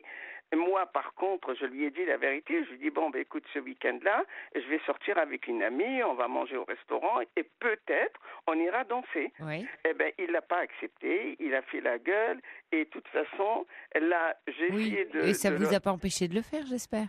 Oui, non, je l'ai fait quand même. Ah oui, je l'ai fait quand même. Ouais. Par contre, je l'ai appelé chez son frère et il n'y a pas eu de réponse.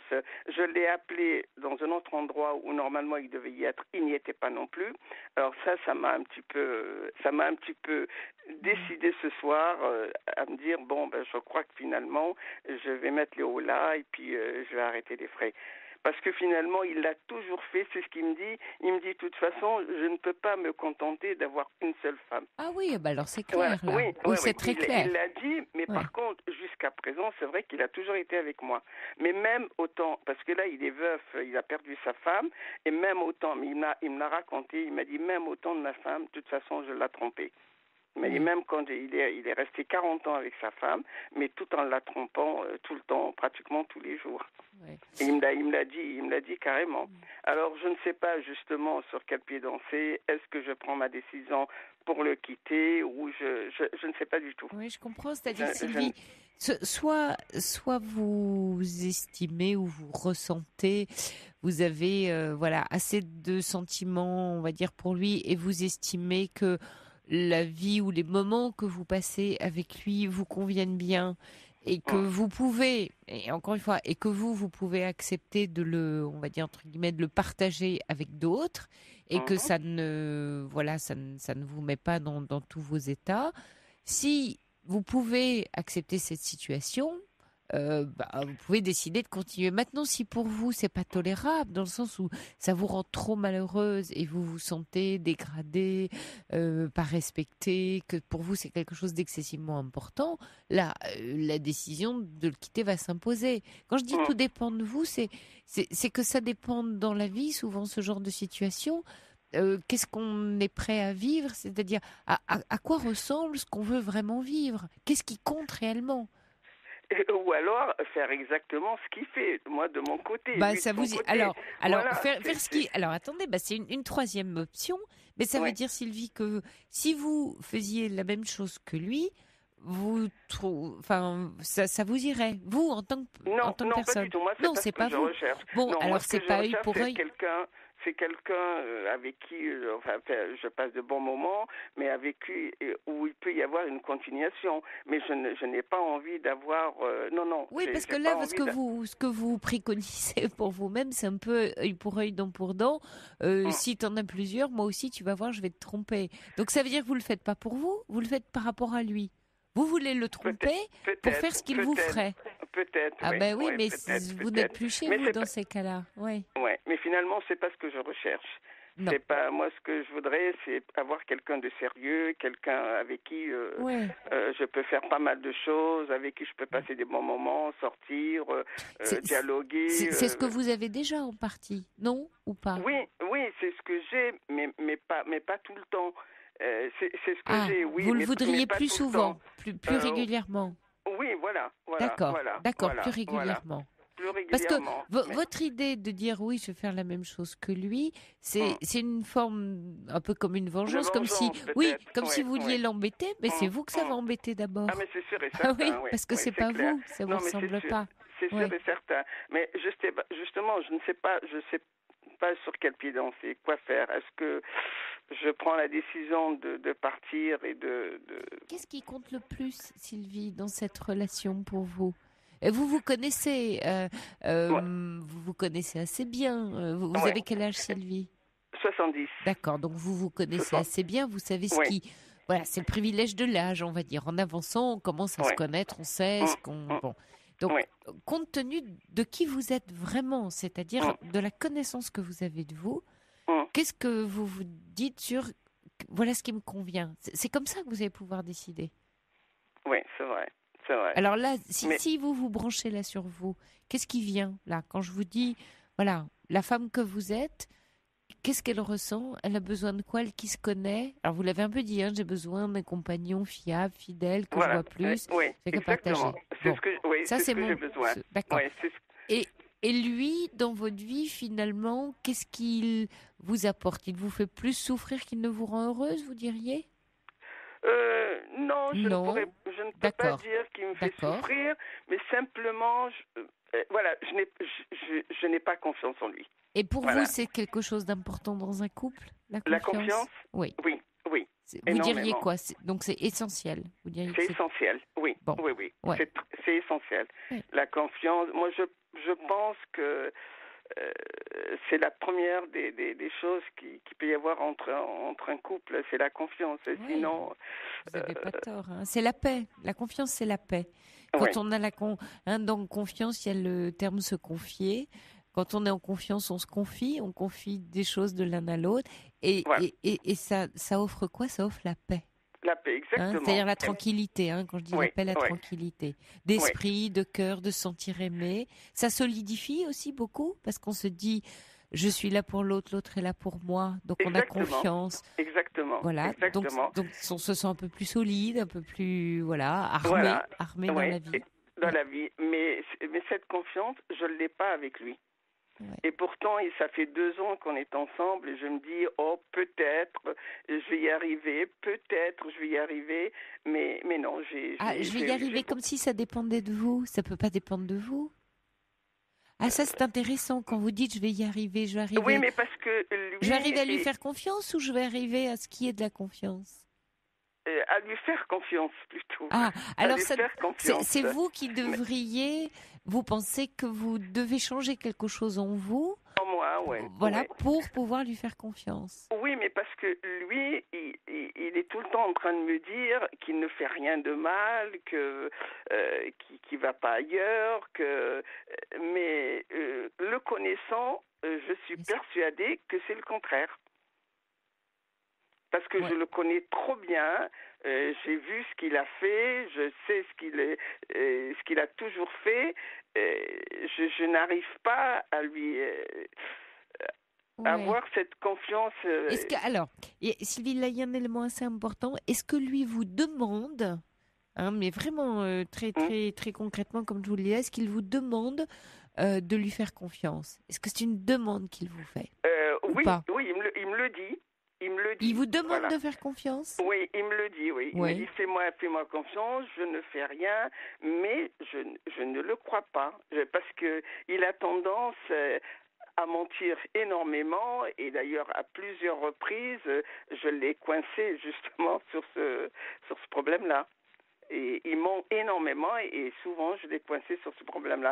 Et il n'a pas menti sur le problème sentimental, mais il a menti pour autre chose. Mais à chaque fois je l'ai coincé et je me dis s'il ment à ce point-là, il peut le faire pour autre chose. Mais il ment comme un petit garçon avec sa maman maintenant. Non, je sais pas, mais bon, c'est des mensonges quand même qui sont très très très importants. Très, très, très important. Très important, oui. Vous voulez en parler ou c'est quoi un mensonge très, très important? C'est vis-à-vis de ses enfants, vis-à-vis de la famille, vis-à-vis, voilà. Voilà. Il raconte des carabistouilles, c'est pas vrai? Oui. D'accord. Oui. C'est une personne qui ne tient pas sa langue. Tout ce qui se passe, c'est pratiquement dit au grand jour, même si c'est grave, même si c'est voilà. Il n'y a pas de respect alors. Et en plus de ça, ce qui m'a un peu écœuré, et c'est pour ça que je voulais prendre la décision, c'est que lorsqu'il sort avec une personne, il a tendance à tout dire, à tout raconter sur tout ce qui se passe, même en intimité. Oui, sur les autres, d'accord. Même en intimité, il raconte. Sylvie, moi j'ai le sentiment que vous avez tous les éléments pour prendre une décision. Qu'est-ce qui vous empêche encore de la prendre? Qu'est-ce qui coince? Je ne sais pas, parce que finalement, quand je suis avec lui, j'ai tendance à rire, j'ai tendance à... voilà. Oui, il n'y a pas que du négatif, bien sûr. C'est ça qui est difficile. Évidemment. Il y a des côtés quand même positifs. Oui. Mais je me dis, je trouve que ces côtés-là, ils sont peut-être moins importants que ce que moi je recherche. Quoi. Exact. Ce que je me suis dit, en plus de ça, s'il est venu me raconter tout ce qui s'est passé avec les personnes avec qui il est sorti, il le raconte à tout le monde. Et je trouve quand même qu'une femme, elle doit être respectée. Oui, c'est juste. C'est quand même. En tout cas, c'est pas votre un besoin. objet. Une femme, c'est pas un objet. On doit la respecter, même si on la quitte par la suite. On n'a pas besoin de dire tout ce qui a été fait, tout ce qui s'est passé. Je trouve ça vraiment, je trouve que c'est vraiment écœurant. Oui, donc ça ne vous ressemble pas. C'est-à-dire que vous êtes en train de vivre une relation qui ne vous ressemble pas. Pas du tout. C'est ça que vous racontez. Et du coup, vous êtes un peu coincé parce que bien sûr qu'il y a des bons moments et que ça peut être une personne agréable par certains égards, mais la relation que vous vivez ne vous correspond pas parce qu'elle ne vous ressemble pas. Pas du tout. Il y a René qui dit écoutez-vous bien et agissez en conséquence. Là, vous devez vous écouter. Alors, bien sûr que c'est pas si facile parce qu'on n'a pas envie d'être seul, parce qu'on se dit j'ai le cœur au chaud, c'est quand même bien, je passe des jolis moments. Voilà, pourquoi? Exactement. Et du coup, vous partez forcément dans je devrais peut-être essayer de lui faire confiance. Finalement, le problème est chez moi. Mais il n'y a pas un problème chez vous. Il y a qui vous êtes vraiment. Et jusqu'à quel point vous allez vous respecter dans ce dont vous avez besoin pour vous sentir bien avec vous. Alors évidemment, il n'y a pas de choix parfait, il n'y a pas un choix qui va vous permettre d'être totalement bien parce qu'effectivement le quitter va vous faire sentir plus seul et vous ramener à vous et vous allez vous dire c'est bête, si j'avais accepté toutes ces carabistouilles, finalement je passais quand même des bons moments. Voilà, bien sûr. Mais se mettre quand on est comme ça en balance, c'est qu'on veut gagner sur tous les tableaux, le beurre, l'argent du beurre, le sourire de la crinière. Oui, c'est vrai, mais malheureusement ça marche pas. Non, ça ne marche pas. Non, oui, mais enfin, je suis en train de poser la question. Est-ce que je choisis les bons moments que je passe avec lui et je fais abstraction sur le reste? Est-ce que je fais, je sais pas, voilà. Mais ce sont deux choses différentes, Sylvie. C'est-à-dire que les bons moments, c'est des moments vécus, c'est-à-dire qu'il y a des choses assez concrètes, bien sûr émotionnelles, mais on va dire que le mauvais, pour caricaturer, c'est plus du moment, c'est que de l'émotion négative. Parce que même dans le bon moment où vous êtes avec lui, j'imagine que vous ne pouvez pas vous empêcher de penser qu'il était peut-être le week-end d'avant avec une autre, qui a un peu épié ce qu'il raconte pour voir si c'est vrai ou pas. Donc même dans le moment que vous concret que vous vivez avec lui, vous êtes déjà vous en train d'imaginer, de penser, de. C'est vrai. Et donc ça infile, ça infuse.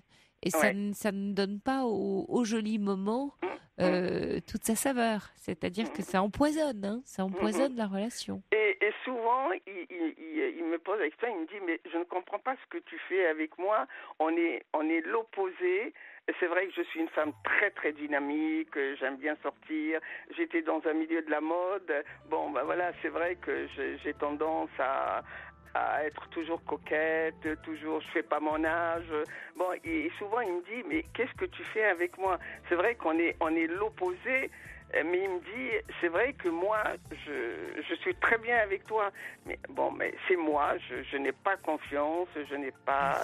Oui, ça parle peut-être de vous, Sylvie, puis il vous provoque un peu, hein, c'est pas très malin. Hein. Sylvie, je vous souhaite de faire le bon choix pour vous, vraiment, et réécouter peut-être ce qu'on s'est dit pour vous aider. C'est la fin de l'émission, et je vous remercie, Sylvie. Merci je vous souhaite une belle nuit. Bonne soirée. Au revoir, au revoir. Il est 1h, vous écoutez Europe 1. Je vous souhaite une belle nuit, une douce nuit, une bonne semaine. Le soleil va revenir. J'espère qu'il revient aussi dans vos vies, dans vos cœurs, si jamais il en était également parti.